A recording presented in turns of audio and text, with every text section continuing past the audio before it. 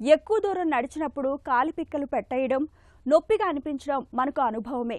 అయితే కొద్ది దూరం నడిచినా పిక్కలు పట్టేస్తుంటే ఖచ్చితంగా అనుమానించాల్సిందే. వయసు పైబడుతోందని మోకాళ్ళ నొప్పులు మొదలైపోయాయని భావిస్తూ ఇలాంటి పిక్క నొప్పుల్ని మనలో చాలా మంది పెద్దగా పట్టించుకోరు, తేలిగ్గా తీసుకుంటూ ఉంటారు. నిజానికి ఇలాంటి పిక్క నొప్పులు వెనుక కొన్నిసార్లు ప్రమాదకరమైన పీవీడీ జబ్బు కారణంగా ఉండే అవకాశం ఉంది.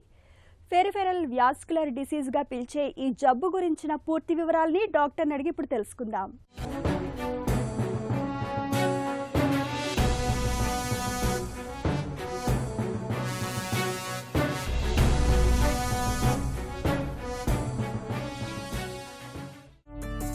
పెరిఫెరల్ ఆర్టీరియల్ డిసీజ్ అంటే ఏంటి? పెరిఫెరల్ ఆర్టీరియల్ డిసీజ్ అనేది మన ఇండియాలో ఇప్పుడు కామన్గా చూస్తున్నాము. ఎందుకంటే షుగర్ పేషెంట్స్ ఎక్కువ ఉంటారు కాబట్టి దీనిలో రక్తనాళాల యొక్క మార్పులు ఎవరిలో అయితే వస్తున్నాయో వీళ్ళందరిలో కూడా పెరిఫెరల్ ఆర్టీరియల్ డిసీజెస్ కామన్గా చూస్తున్నామండి. అసలు పెరిఫెరల్ ఆర్టీరియల్ డిసీజ్ అంటే ఏంటి? పెరిఫెరల్ ఆర్టరీస్ అంటే ఏంటి? మన గుండెకి ఉండే రక్తనాళాలు కోరనరీ ఆర్టరీస్ అంటాం. మిగతా బాడీలో చేతులకి కానీ కాళ్ళకు కానీ లేకపోతే మిగతా ఆర్గన్స్కి సప్లై చేసే రక్తనాళాలు ఏవైతే ఉన్నాయో ఇవన్నిటిని కూడా పెరిఫెరల్ ఆర్టరీస్ అంటాం. సో ఈ పెరిఫెరల్ ఆర్టరీస్లో మేజర్గా మన కాళ్ళల్లో బ్లాక్స్ ఏర్పడము, చేతుల్లో రక్తం సప్లై చేసే వాటికి బ్లాక్స్ ఏర్పడడం జరుగుతుంది. దీన్ని పెరిఫెరల్ ఆర్టీరియల్ డిసీజ్ అంటామండి. పిఏడి ఎందుకు వస్తుంది, ఎవరికి వస్తుంది? ఎందుకు వస్తుందంటే ఎవరిలో అయితే మనకి రక్తనాళంలో కాల్షియం అనేది డిపాజిట్ అవుతుందో, లేకపోతే ఎథెరోస్క్లెరోసిస్ అనేది జరుగుతుందో, హై కొలెస్ట్రాల్ లెవెల్స్ ఉంటాయో, షుగర్స్ అన్కంట్రోల్లో ఉంటాయో, వీళ్ళల్లో రక్తనాళము మామూలుగా మెత్తగా ఉండాల్సిన రక్తనాళం పెళుసుగా తయారవుతుందండి. పెళుసుగా అంటే గట్టిపడిపోతుంది, అంటే దాని సహజ తత్వం కోల్పోతుంది.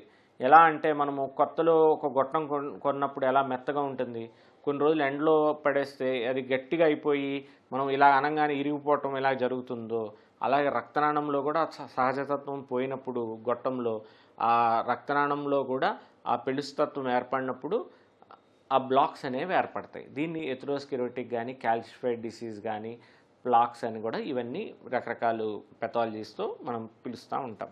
ఎవరిలో అయితే సెడెంటరీ లైఫ్ స్టైల్, స్ట్రెస్ ఇలాంటివన్నీ ఎక్కువ ఉంటాయో వాళ్ళల్లో ఈ పెరిఫెరల్ ఆర్టీరియల్ డిసీజెస్ అనేది కూడా ఛాన్సెస్ ఎక్కువ ఉంటుంది. షుగరు, బీపీ వీటితో, స్మోకింగ్ వీళ్ళతో పాటు. పిఏడిలో సిమ్టమ్స్ ఎలా ఉంటాయి? ఫస్ట్లో కొంతమందిలో ఏంటంటే కాళ్ళల్లో పిక్కలు పట్టేయడం జరుగుతుంది. సో కొద్ది దూరం నడవంగానే ఒక 100 అడుగులు వేసిన తర్వాత కాళ్ళల్లో నొప్పులు మొదలవుతాయి.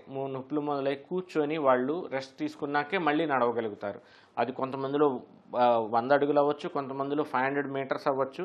Depends upon the disease state and మన డిసీజ్ ఏ స్టేజ్లో ఉన్న దాన్ని బట్టి ఉంటుంది. సో ఫస్ట్ స్టార్టింగ్ ఇలాగా నడవలేని స్థితిలో బ్లాక్ అదే కూర్చొని రెస్ట్ తీసుకోవాల్సి వచ్చిన తర్వాత దాన్ని క్లాడికేషన్ అంటామండి. ఎంత దూరం వెళ్తున్నారో దాన్ని క్లాడికేషన్ డిస్టెన్స్ అంటాం. సో ఫస్ట్ క్లాడికేషన్ అనేది డెవలప్ అవుతుంది.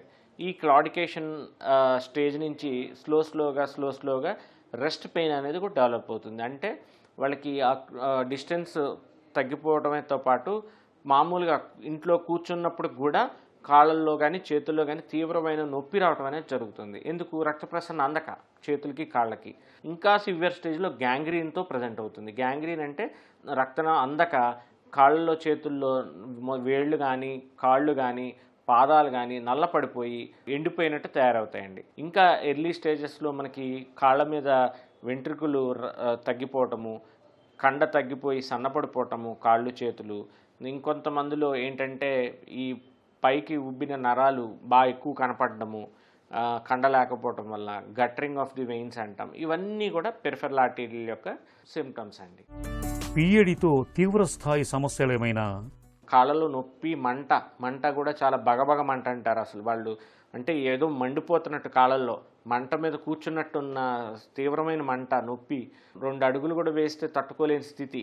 ఇవన్నిటితో పాటు గ్యాంగ్రీన్ అయితే కాలు నల్లపడిపోయి పూర్తిగా కాలు కానీ చెయ్యి కానీ తీసేయాల్సిన ప్రమాదం కూడా ఉంటుందండి.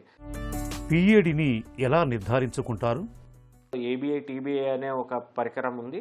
దానిలో ఏంటంటే మనం వచ్చిన పేషెంట్కి మనం ఎవరైనా అయితే సస్పెక్ట్ చేస్తామో ఆ ఏబిఐ టీబీఐ చూస్తే ఎంత పర్సంటేజ్ బ్లడ్ ఫ్లో వెళ్తుంది కాళ్ళల్లో కానీ చేతుల్లో కానీ అనేది తెలుసుకుంటాము.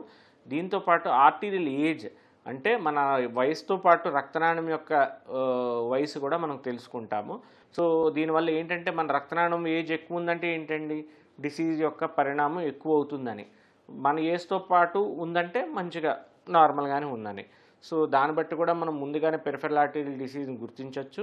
అవసరమైతే డాప్లర్ స్కానింగు, సిటీ యాంజియోగ్రాము అనేది కూడా చూసుకుంటాము. దాన్ని బట్టి మనము ఎక్కడి నుంచి ఎక్కడి వరకు బ్లాక్ ఉందనేది మనం చూసుకొని మనం ఫర్దర్గా ప్రొసీడ్ అవ్వడానికి ఈజీగా ఉంటుందండి. దాని ప్రకారం పిఏడికి చికిత్స ఎలా ఉంటుంది? ఎర్లీ స్టేజెస్లో ఉంటే చక్కటి మందులు ఉన్నాయండి. ఇప్పుడు ఆ మందులు తీసుకుంటేనే చాలు, అసలు ఏమీ ట్రీట్మెంట్ కూడా వేరేది ఏమీ అవసరం లేదు. కొంతమంది ఇంకొద్దిగా అడ్వాన్స్ స్టేజెస్లో ఉన్న వాళ్ళల్లో మనం యాంజియోప్లాస్టీ అని చిన్న సూదితోనే ట్రీట్మెంట్ ఉంటుంది. వాళ్ళు ముందుగానే వచ్చినట్టయితే ఒక బెలూన్ లాంటిది లోపలికి పంపించి దాన్ని డైలేట్ చేస్తాము, అవసరమైతే స్టంట్ వేస్తాము. ఇప్పుడు యాంజియోప్లాస్టీలో కూడా ఐవీఎల్ అనే కొత్త పద్ధతి వచ్చింది. ఈ ఐవీఎల్ యొక్క ప్రత్యేకత ఏంటంటే అంటే పెళుసుగా అయిపోయిన రక్తనాళాన్ని కూడా ఆ షాక్ వేవ్స్ ఇచ్చి ఆ రక్తనాళంలో ఉన్న కాల్షియం అంతా బ్రేక్ చేసి చక్కగా మళ్ళీ రీకాయిలింగ్, అంటే మనం బెలూన్ చేశాక మళ్ళీ రక్తనాళం మళ్ళీ ముడుచుకుపోకుండా ఉండడానికి కూడా ఈ ఐవీఎల్ అనేది హెల్ప్ చేస్తుంది, ఐవీఎల్ బెలూన్. సో ఇలాంటి యాంజియోప్లాస్టీ చేసుకొని కూడా మనము చాలా కేసెస్లో మంచి రిజల్ట్స్ పొందుతున్నాము. ఇంకా అడ్వాన్స్డ్ చికిత్స ప్రాబ్లంలో ఉన్న వాళ్ళు బైపాస్ కూడా చేస్తాము. మనం హార్ట్కి ఎలాగైతే బైపాస్ చేస్తామో కాళ్ళలో కూడా బైపాస్ సర్జరీ అనేది చేసి కూడా కాపాడతాము. ఇంకా కాంప్లెక్స్ సర్జరీస్ ఉన్నప్పుడు మనం సులువుగా అవడానికి పేషెంట్కి హైబ్రిడ్ వాస్కులర్ సర్జరీ అనేది కూడా చేస్తాం. హైబ్రిడ్ వాస్కులర్ సర్జరీ అంటే 2 ప్రక్రియల్ని కలుపుకొని చక్కగా మనకు అడ్వాంటేజ్ తీసుకొని మేజర్ సర్జరీని కూడా సింపుల్ సర్జరీ చేసుకొని చక్కగా పేషెంట్ 2 డేస్లోనే డిశ్చార్జ్ అయిపోయి ఎర్లీ రికవరీకి హెల్ప్ అయ్యేది హైబ్రిడ్ సర్జరీ అంటాము. సో ఈ హైబ్రిడ్ సర్జరీ కూడా మనకి అందుబాటులోకి వచ్చిందండి. ఇప్పుడు కొద్ది దూరం నడిచినా పిక్కలు పట్టేస్తున్నప్పుడు, కాళ్ళు గుంజుతున్నప్పుడు ఆలస్యం చేయకుండా వెంటనే డాక్టర్ని సంప్రదించాలి, పరీక్షలు చేయించుకోవాలి. పీవీడీ జబ్బును త్వరగా పసిగట్టడంతో పాటు అంతే త్వరగా చికిత్స తీసుకోవాలి. అప్పుడే పీవీడీ జబ్బు నుంచి పూర్తిగా బయటపడొచ్చు.